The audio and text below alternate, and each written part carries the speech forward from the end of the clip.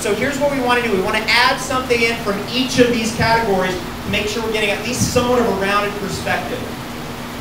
First category, fruit. Here's the food in all traditions of herbalism and nutrition that gets the kind of the green light.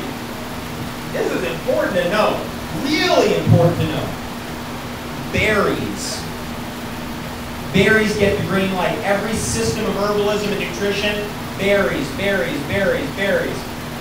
You don't know what to eat, I don't know what, is a banana good? You know that guy who eats 15 bananas a day? You go meet him, then you tell me if that's good. Maybe you should be doing that. Bananas what you use if you're living in the tropics and you need something that can compost your stuff fast. You throw it in the bananas.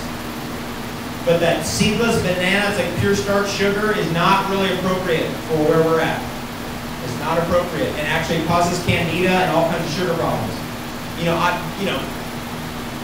So does Coca-Cola and Pepsi and Dr. Pepper and all that too, but that's not a story.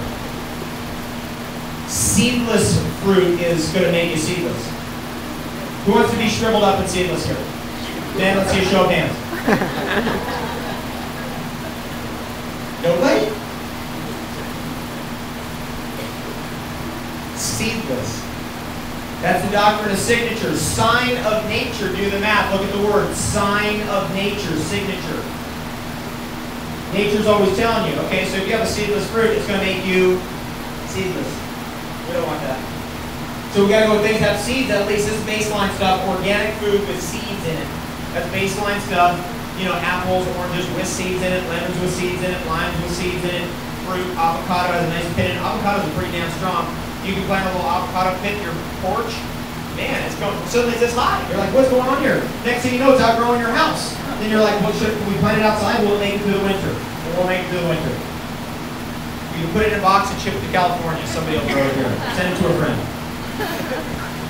It's funny. I was walking down the streets in Montreal the other day. I'm walking down the streets, and boom, there's somebody has an avocado tree up on their balcony up there. I can see that every year they bring it out for the summer and they bring it back in for the winter. Bring it out. It's a great house plant. But it does get so big that pretty soon you can't do it anymore. So some things you'll find have vigor. Pomegranate has vigor. Tomato has vigor. Tomatillo has vigor. It's strong.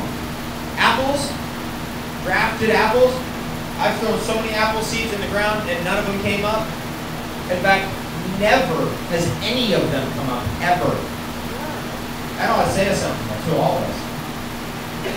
And so the way I grow my apples, how about them apples? This is cool. Isn't that a cool little thing? That's our nonprofit organization. Got the seed in it. I want to show you my apples. Where did I put that?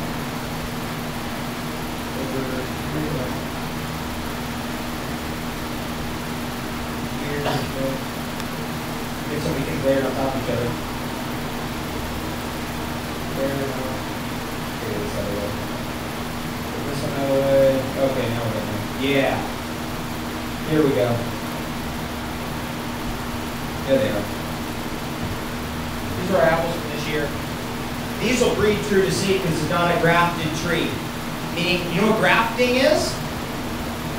How do we get a green apple? How do we get a red apple? How do we get a red delicious apple? How do we get a golden delicious apple? They're grafted, meaning that they take a rootstock and they graft branches on from a totally different tree. They fuse them together.